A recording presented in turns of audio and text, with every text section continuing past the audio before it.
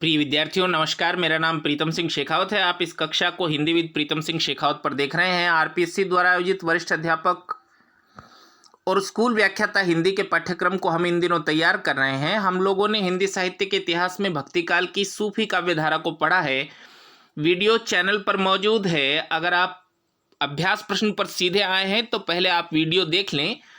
इसी नाम से टेलीग्राम चैनल भी है हिंदी विद प्रीतम सिंह शेखावत। तो आप उस टेलीग्राम चैनल पर जाकर वीडियो देखने के बाद टेलीग्राम चैनल पर जाकर पीडीएफ को प्राप्त करें। उसके बाद अभ्यास प्रश्न पर आएं ताकि आप जान सकें कि कितना ये बिंदु आपका तैयार हो सका है। यही इस अभ्यास प्रश्न का उद्देश्य है।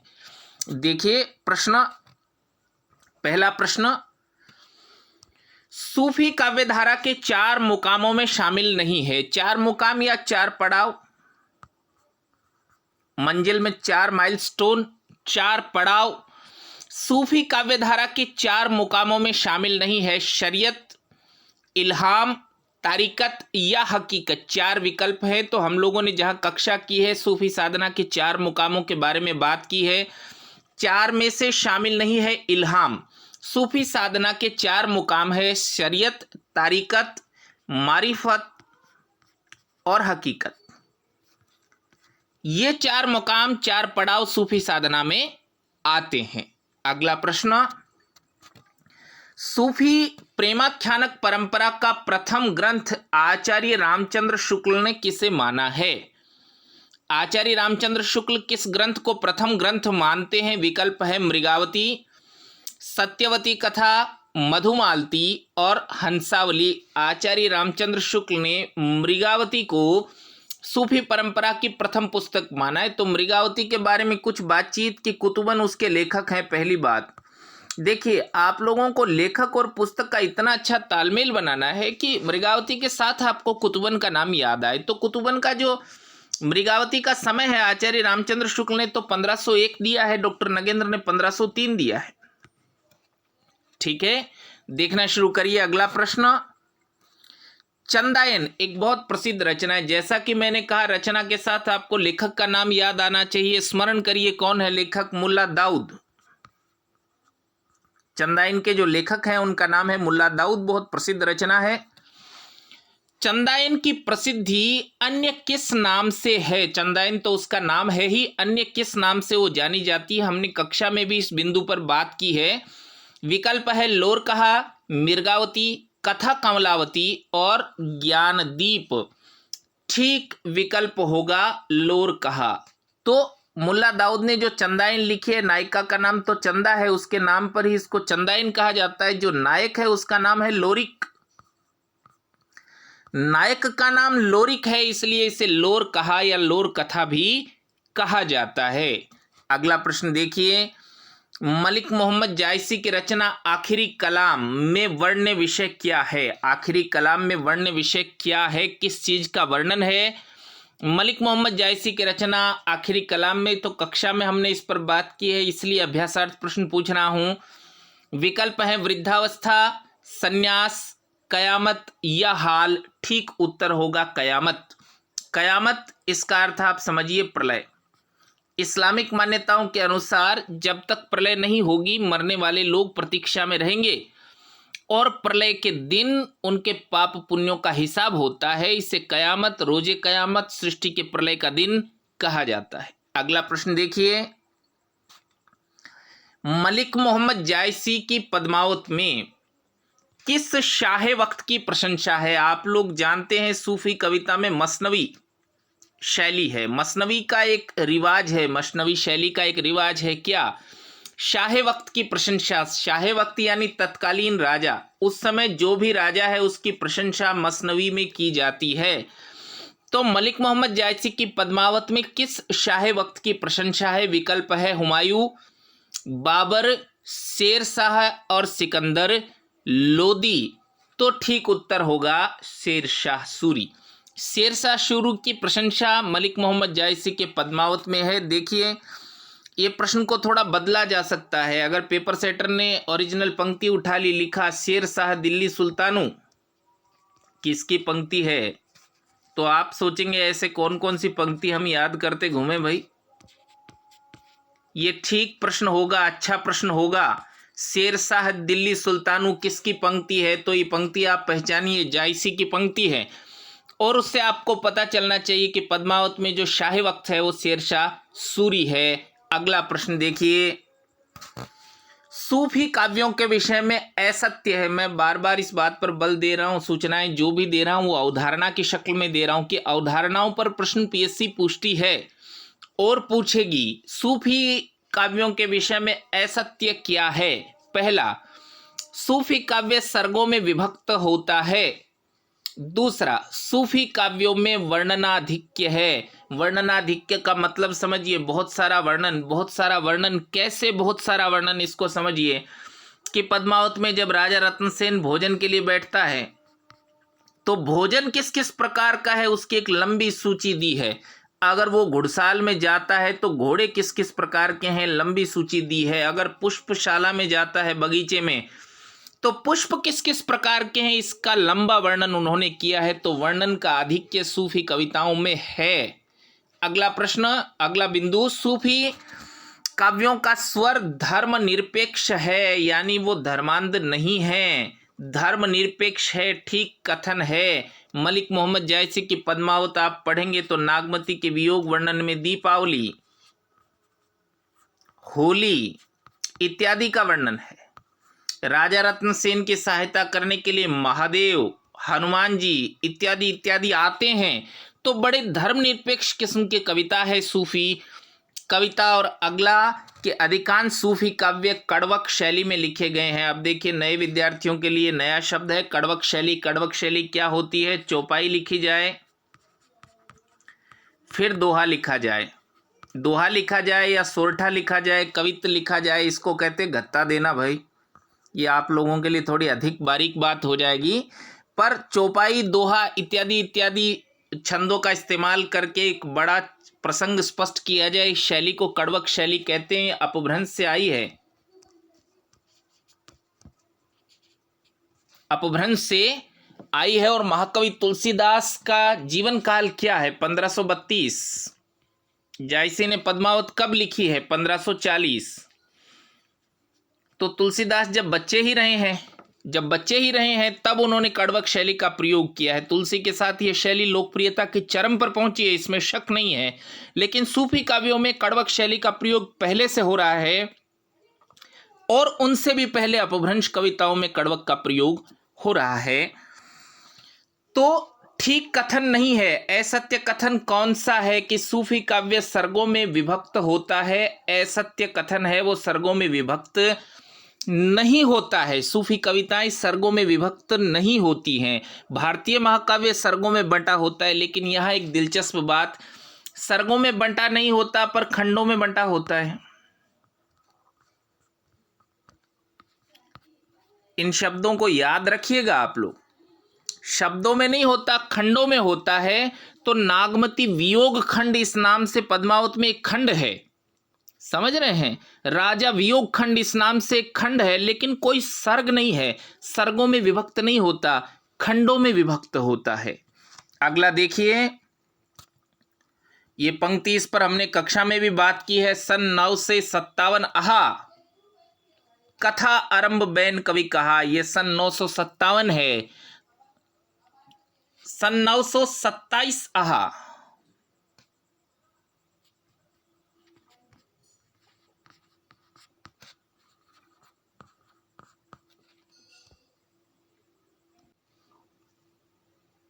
तो देखिए 57 तो भूल से छप गया है। पीडीएफ जब टेलीग्राम ग्रुप पर आएगी तब तक मैं इसमें संशोधन कर दूंगा। 57 नहीं है, 27 है। सन 9 से 27 आहा कथा आरंभ बैन कवि कहा। इस पंक्ति के रचयिता कौन है? इसका मतलब समझिए कि ये 927 हिजरी है। आपको इस तारीख की अधिक आदत नहीं है। 927 हिजरी, ये 927 हिजरी है। और कथा आरंभ बैन कवि कहा, इस समय कवि कविता लिखना आरंभ कर रहा है। ये पंक्ति किसकी है? बहुत प्रसिद्ध पंक्ति है, हमने कक्षा में भी इस पर बात की है। तो देखिए विकल्प देखिए, मलिक मोहम्मद जायसी, उस्मान, मंझन और कुतुबन। तो ठीक विकल्प होगा मलिक मोहम्मद जायसी। अब देखिए इस बात को समझिए, 927 हिजरी क्या है? 927 हिजरी को हम ईस्वी में बदलेंगे तो तारीख आएगी 1520। और जबकि मैं पढ़ाऊं, कोई और गुरुजन कोई पुस्तक देखें, हर पुस्तक में लिखा मिलेगा कि जायसी की पद्मावत 1540 में लिखी गई। तो जायसी तो कह रहे हैं भैया मैंने 1520 में ही लिखना शुरू कर दिया, वो पूरी हुई है 1540 में। 1540 में पूरी हुई, इस निष्कर्ष पर हम कैसे पहुंचे कि शेरशाह सूरी राज्य कर रहे हैं? तो 1540 में निश्चय ही पूरी हुई है, शाही वक्त की प्रशंसा है उसमें।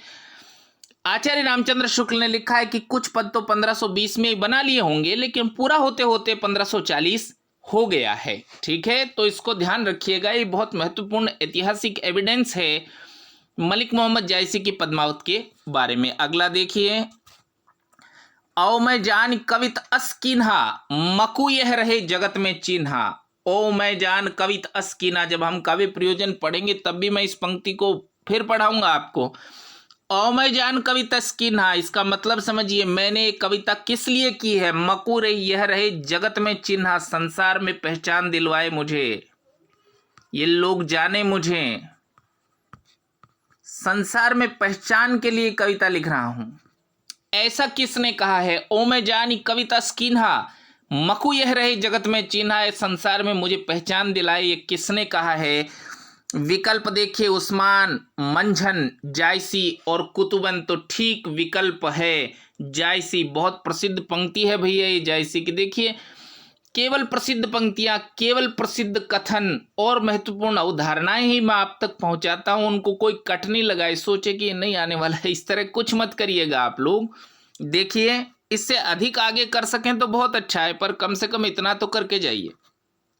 अगला देखिए, ऐसे समय में कुछ भावुक मुसलमान प्रेम के पीर की कहानियां लेकर साहित्य के क्षेत्र में उतरे। ये कहानियां हिंदुओं के घरों की थी, ये कहानियां हिंदुओं के घरों की थी और कहानियों को कहने वाले थे मुसलमान। हिंदुओं के घरों की कहानियां, ये कथन किसका है? आचार्य रामचंद्र शुक्ल, हजारी प्रसाद द्विवेदी, विजय देव नारायण शाही और डॉक्टर नगेंद्र। तो ठीक विकल्प होगा आचार्य रामचंद्र शुक्ल। देखिए, कक्षा में हम इस कथन पर बात नहीं कर सके हैं, इसलिए इसको विशेष रूप से लिख लीजिएगा, जहां भी हमने नोट्स लिखे हैं वहां इसको लिख लीजिएगा। आचार्य रामचंद्र शुक्ल ने सूफी कहानियों को हिंदू घरों की कहानियां कहा है, और ये शुक्ल जी का कथन आप लोग याद रख लीजिएगा। इस पर कक्षा में हम बात नहीं कर सके हैं। अगला देखिए, पंक्ति है, सैयद अशरफ पीर अपारा जय मोहि पंथ दिन उजियारा। कि सैयद अशरफ पीर प्यारे पीर है वो, गुरु मोहदी सेवक में सेवा, और चले उताइल जही कर खेवा। इस पंक्ति के रचयिता कौन हैं? तो गुरु परंपरा, गुरु परंपरा का ज्ञान मसनवी परंपरा में लिखा जाता है, गुरुओं की परंपरा को भी। तो किस कवि ने गुरु परंपरा लिखी है? विकल्प है जायसी, नूर मोहम्मद, कुतुबन और जान कवि। ठीक विकल्प होगा मलिक मोहम्मद जायसी। पद्मावत को शुरू करने से पहले मोहम्मद साहब की स्तुति की है, अपने 4 मित्रों का वर्णन किया है ना, ईश्वर की स्तुति की है, इस तरह की स्तुतियां उन्होंने की है। ये बहुत मशहूर पंक्ति है, क्योंकि जायसी की गुरु परंपरा की ओर संकेत कर रही है, इसलिए इसको याद रखिएगा। अगला प्रश्न देखिए, एक अर्थ में जायसी हिंदी के पहले विधिवत कवि हैं। बहुत महत्वपूर्ण कथन है भाई, इस पर हम कक्षा में बात नहीं कर सके, इसको भी उतार लीजिएगा पीडीएफ में। कबीर में प्रयास के चिन्ह है, जायसी में प्रयास कहीं दिखलाई नहीं देता इस कथन के लेखक। तो जायसी को हिंदी का पहला विधिवत कवि किसने कहा है? विकल्प है आचार्य शुक्ल, विजय देव नारायण शाही, नगेंद्र और राम स्वरूप चतुर्वेदी। ठीक उत्तर होगा विजय देव नारायण शाही। एक आप नया नया पढ़ना शुरू हुए, मेरे साथ पढ़ रहे हैं, तो मैं शुक्ल जी को बहुत पसंद करता हूं, बहुत वरीयता देता हूं, बहुत कथन उनके पूछता हूं, पेपर सेटर भी बहुत कथन उनके पूछता है। पर इसका ये मतलब नहीं है कि सभी कथन शुक्ल जी के ही होते हैं, कुछ कथन विजय देव नारायण शाही के भी होते हैं भैया। जायसी जो है उसके 2 आलोचक प्रसिद्ध हैं, जायसी पर 2 लोगों ने बहुत अच्छा लिखा है, एक आचार्य रामचंद्र शुक्ल ने और दूसरे जो महत्वपूर्ण है विजय देव नारायण शाही, उनकी पुस्तक का नाम भी है जायसी। विजय देव नारायण शाही बहुत महत्वपूर्ण कवि भी हैं। उनकी दो रचनाएं अभी स्मरण कर लीजिए, मछली घर और साखी। दोनों बहुत प्रसिद्ध रचनाएं हैं, मछली घर और साखी। उनकी किताब जायसी विशेष रूप से पसंद है मुझे, बहुत छोटे आकार की किताब है और बहुत मार्के की किताब है विजय देव नारायण शाही की जायसी। उसमें उन्होंने लिखा है कि जायसी हिंदी के पहले विधिवत कवि हैं। कबीर में प्रयास के चिन्ह हैं पर जायसी में प्रयास दिखाई नहीं देता। इस कथन को हमारी पीडीएफ में भी ऐड करिएगा। अगला प्रश्न देखिए, प्रीतिवंत वह सुने जो सो कोई, बाढ़े प्रीति ही ये सुख होई। अगर प्रीतिवंत इसको सुनेगा तो प्रेम बढ़ेगा और सुख होगा। कामी पुरुष रसिक जे सुन ही, और रसिक पुरुष जब इसको सुनेंगे तो ये कथा रेन दिन गुन ही। तो इस कथा का रात और दिन विचार करेंगे। इस पंक्ति के लेखक कौन है ये भी हम कक्षा में बात नहीं कर सके, पर बहुत प्रसिद्ध पंक्ति है। इसके लेखक हैं आलम। इसको लिख लीजिएगा, याद कर लीजिएगा। आलम की रचना में आपको स्मरण करा देता हूं, माधवानल कामकंदला। उसमें आलम ने पंक्ति लिखी है कि अगर प्रेम करने वाला इस रचना को सुनेगा तो प्रेम बढ़ेगा, रसिक इसको सुनेंगे तो इस कथा के ही बारे में बात करते चले जाएंगे। और अगला प्रश्न देखिए, ये भी नया प्रश्न है आप लोगों के लिए कि जाकी बुद्धि हो या अधिकाई, आन कथा एक कहे बनाए की। जिसमें ज्यादा बुद्धि हो, जाकी बुद्धि हो या अधिकाई, तुम्हारे पास अगर ज्यादा ही बुद्धि, आन कथा एक कहे बनाई, तो ऐसी कोई कथा बनाकर दिखाओ। ऐसी चुनौती किस कवि ने दी है? इस पंक्ति के लेखक कौन है? विकल्प है उस्मान, आलम, कुतुबन और मंझन। ठीक उत्तर होगा उस्मान।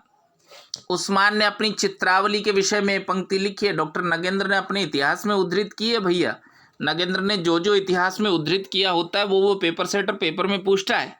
ऐसा मेरा तजुर्बा है, इसलिए इस पंक्ति को भूलिएगा नहीं, याद रखिएगा। और अगला प्रश्न, हमने कक्षा में इस प्रश्न पर बात की है। लखन सेन पद्मावती कथा को दामोदर कवि ने, जो लेखक हैं दामोदर कवि, लखन सेन पद्मावती कथा के लेखक दामोदर कवि ने इस कथा को क्या कहा है? विकल्प है लोर कहा, वीर कहा, चित्ररेखा और पद्मावत।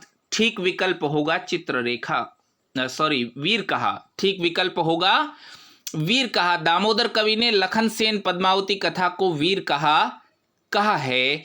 अगला प्रश्न देखिए, जायसी ने आखिरी कलाम में किस शाहे वक्त की प्रशंसा की है? पद्मावत में तो आप लोग जानते हैं, पद्मावत में तो शाहे वक्त है शेरशाह सूरी, बहुत प्रसिद्ध है। आखिरी कलाम में कौन शाहे वक्त है? विकल्प है बाबर, हुमायूं, जहांगीर और अकबर। ठीक उत्तर होगा बाबर।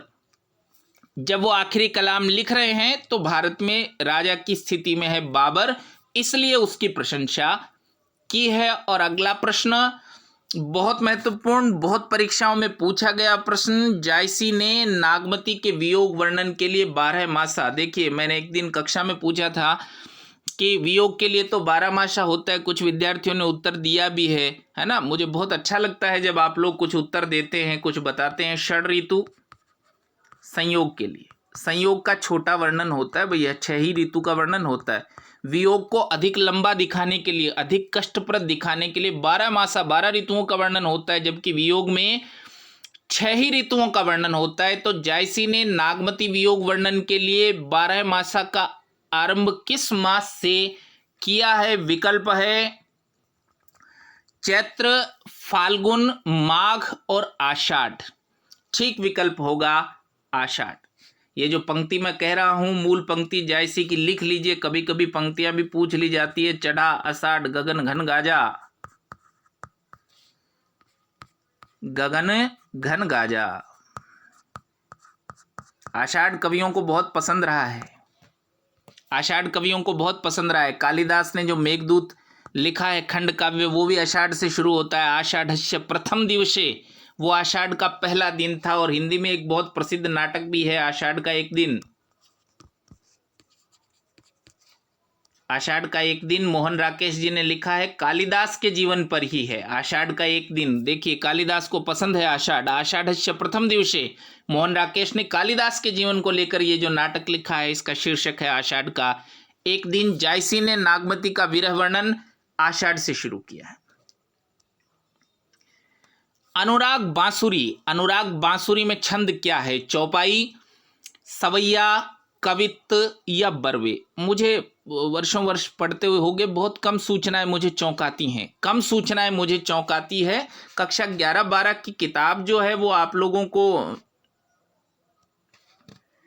मैंने भेजी है टेलीग्राम चैनल पर। आप किसी स्कूल की लाइब्रेरी से भी उसको ले सकते हैं, बुक स्टोर से भी ले सकते हैं। कक्षा 11-12 में हिंदी साहित्य का इतिहास बहुत अच्छी मालूम पड़ी है मुझे वो पुस्तक।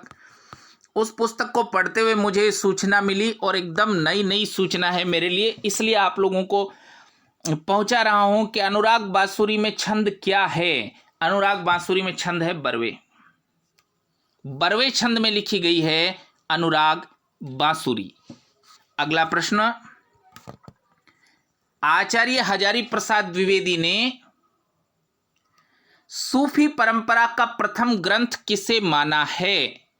सत्यवती कथा, मधुमालती, हंसावली और मृगावती? ठीक उत्तर होगा सत्यवती कथा। और लेखक कौन है? ईश्वरदास। लेखक हैं ईश्वरदास। देखिए मैंने आपको बता दिया, इतना अच्छा पढ़िए, इतना अच्छा रिपीट करिए, मुझे इतना अच्छा ठीक से सुनिए, होशपूर्वक सुनिए कि आप लोगों को पंक्ति याद आते ही लेखक याद आ जाए, और रचना का नाम पूछे तो लेखक याद आ जाए, सभी विशेषताएं साथ साथ याद आ जाएं। इतनी अच्छी तैयारी आप करेंगे तो अपनी जगह बना सकेंगे। अगला देखिए, सर्वाधिक प्रेमाख्यानकों की रचना करने वाले कवि हैं। प्रेमाख्यानक परंपरा को हम पढ़ रहे हैं। संख्यात्मक रूप से किसके प्रेमाख्यानक सर्वाधिक अधिक हैं? विकल्प है जान कवि, उस्मान, नूर मोहम्मद और कुतुबन। ठीक उत्तर होगा जान कवि। जान कवि ने सर्वाधिक प्रेमाख्यानकों की रचना की है। और अगला प्रश्न, असंगत छांटिए, कौन मिलता नहीं है? हंसावली, असाइत मिलता है नहीं मिलता है? देखते चलिए। मृगावती, कुतुबन, अनुराग बांसुरी, नूर मोहम्मद और ज्ञानदीप पुहकर। तो असंगत है ज्ञानदीप पुहकर, शेख नबी की रचना है। पुहकर की रचना दूसरी है भैया, रसरतन। ठीक है। और अगला प्रश्न देखिए, कमलावती, इसके लेखक कौन है? कमलावती के लेखक कौन है? तो कमलावती के लेखकों के लिए विकल्प दिए हैं कुतुबन, असाइत, जान कवि और नूर मोहम्मद। ठीक विकल्प होगा जान कवि। जान कवि की पहली रचना है कमलावती, हमने कक्षा में भी बात की है। अंतिम रचना उनकी जफरनामा है। तो ये सूफी काव्य परंपरा के अभ्यास प्रश्न है, इनको अभ्यास करके देखिए, आप पता लगा लेंगे कि किस में से आप कितना कर सके हैं। पीडीएफ को दोहराते रहिए, कक्षाओं को बार बार देखते रहिए ताकि आप लोग तैयार हो सकें। आपको बहुत धन्यवाद।